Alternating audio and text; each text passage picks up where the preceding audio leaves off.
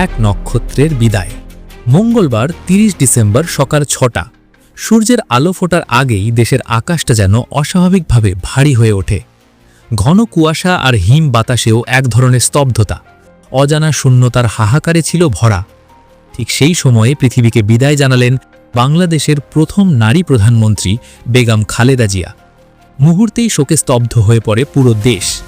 শিশু থেকে বৃদ্ধ সবার চোখ হয় অশ্রুতে সিক্ত। সব ধর্ম, দল, মত নির্বিশেষে বাদ যাননি কেউ। কেঁদেছেন বিএনপির নেতাকর্মীরা, কেঁদেছে পুরো বাংলাদেশ। বুধবার বেলা ২টোয় হয় তার জানাজা, যা ইতিহাস গড়ে বাংলাদেশে। কানায় কানায় পূর্ণ ছিল তার জানাজায় মানুষে। বলা হচ্ছে শহীদ প্রেসিডেন্ট জিয়াউর রহমান ও কিছুদিন আগেই ভারতীয় আধিপত্যের বিরুদ্ধে শহীদ হওয়া ওসমান হাদির জানাজার রেকর্ডও ভেঙে ফেলেছে খালেদা জিয়ার জানাজা। সরেজমিন দেখা যায় সংসদ ভবন এলাকা ছাড়িয়ে যায় জানাজা। সংসদ ভবন এলাকা থেকে রাজধানীর কারওয়ান বাজার পর্যন্ত সড়কে বিপুল মানুষ জানাজায় অংশ নেন। তবে মূল আলোচনা হচ্ছে তার মৃত্যুর পর তাকে ২৩ ডিসেম্বরে প্রাথমিকভাবে যে ৩টি আসনে মনোনয়ন দেওয়া হয়েছিল, সেই আসনগুলোর কি হবে, বা সেই আসনগুলোতে বর্তমানে বিএনপির প্রার্থী বা কে হবেন, সেই ৩টি আসনে কারাই বা মনোনয়ন সংগ্রহ করেছেন। তো চলুন শুরু করা যাক আজকের ভিডিও। দেশনেত্রী বেগম খালেদা জিয়া যে ৩টি আসনে মনোনয়ন পেয়েছিলেন সেগুলি হল ফেনী ১ আসন, বগুড়া ৭ আসন ও দিনাজপুর ৬ আসন।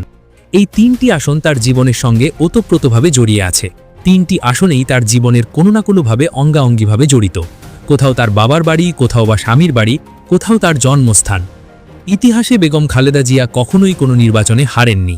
এখনও পর্যন্ত যে কয়টি আসনে তিনি নির্বাচন করেছেন, কোথাও তাকে হারতে হয়নি। তিনি বাংলাদেশের ইতিহাসে প্রথম নারী প্রধানমন্ত্রী এবং তিনবার প্রধানমন্ত্রী হয়েছেন। তো প্রথমেই আসা যাক ফেনী ১ আসনে। আসনটি ফেনী জেলার ছাগলনাইয়া, পরশুরাম ও ফুলগাজী উপজেলা নিয়ে গঠিত। এই আসনেও এর আগে বেশ কয়েকবার নির্বাচন করেন দেশনেত্রী বেগম খালেদা জিয়া, যাতে তিনি কখনোই হারেননি। তবে তার মৃত্যুর পর এই আসনে সে নিয়ে কোনো সন্দেহ নেই যে আসনটিতে মনোনয়ন পাচ্ছেন ঢাকা মহানগর দক্ষিণ বিএনপির আহ্বায়ক রফিকুল আলম মজনু। এই আসনে ব্যাকআপ মনোনয়ন নিয়ে রেখেছিলেন তিনি। খালেদা জিয়ার পক্ষে এই আসনে বেশ কয়েকবার নির্বাচনী প্রচারণা করেন তিনি। তবে আসনটিতে এও গুঞ্জন আছে যে খালেদা জিয়ার পুত্রবধূ মিসেস শর্মিলা রহমানও মনোনয়ন পেতে পারেন। তবে এটির কোনো নির্ভরযোগ্য সত্যতা নেই। তাই আসনটিতে এককভাবে মনোনয়নের ক্ষেত্রে এগিয়ে আছেন বা মনোনয়ন এক প্রকার নিশ্চিত রফিকুল আলম মজনুর। দিনাজপুর ৩ আসন। দিনাজপুর ৩ আসনটি দিনাজপুর জেলার দিনাজপুর সদর উপজেলা নিয়ে গঠিত। এই আসনেও খালেদা জিয়াকে মনোনয়ন দেওয়া হয়েছিল। তবে তার মৃত্যুতে এই আসনে নির্বাচন করবেন বিএনপির নির্বাহী কমিটির সদস্য ও সাবেক পৌর মেয়র সৈয়দ জাহাঙ্গীর আলম। তিনি বিএনপির রংপুর বিভাগীয় কমিটির সহ সাংগঠনিক সম্পাদক এবং দিনাজপুর পৌরসভার সাবেক ৩বারের মেয়র। এই আসনে তিনি মনোনয়ন কিনে তা জমাও দিয়েছেন, তাই তার জন্য আসনটি খুলে গেল এবার।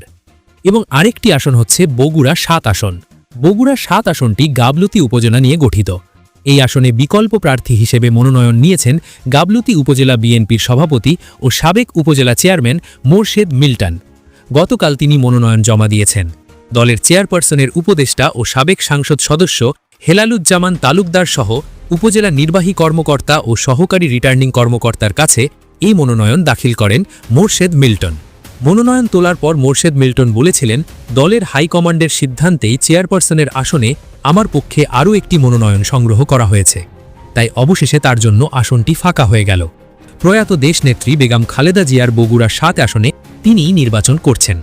তো দর্শক, সাবেক প্রধানমন্ত্রী ও বিএনপির চেয়ারপারসন বেগম খালেদা জিয়ার মনোনয়নপ্রাপ্ত ৩টি আসনে এই ৩ জনই প্রার্থী হচ্ছেন, যেটা একেবারেই নিশ্চিত হওয়া গিয়েছে। এছাড়া এই আসনগুলোতে এর বাইরে অঘটন ঘটার তেমন কোনো সুযোগ নেই।